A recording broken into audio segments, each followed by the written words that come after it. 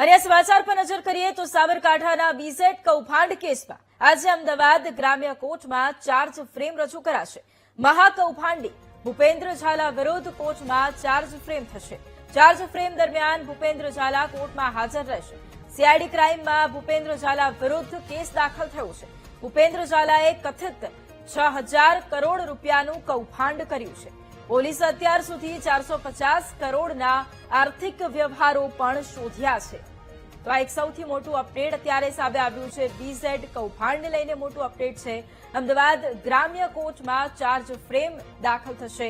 મહાકૌભાંડી ભૂપેન્દ્રસિંહ ઝાલા વિરુદ્ધ કોર્ટમાં charge frame થશે અને ચાર્જ ફ્રેમ દરમિયાન ભૂપેન્દ્ર ઝાલા કોર્ટમાં હાજર જ રહેશે।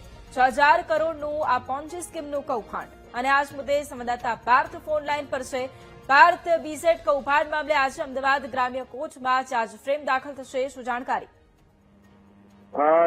જી ચોક્કસથી જે રીતની વાત કરવામાં આવે તો કરોડો રૂપિયાનું કૌભાંડ ઉત્તર ગુજરાતમાં કરવામાં આવ્યું હતું ભૂપેન્દ્રસિંહ ઝાલા દ્વારા। ત્યારે તેમના વિરુદ્ધ સીઆઈડી દ્વારા આ પોલીસ કેસ પણ દાખલ કરવામાં આવ્યો છે। સીઆઈડીમાં 2 કેસ દાખલ થયો હતો અને તપાસ ચાલી હતી।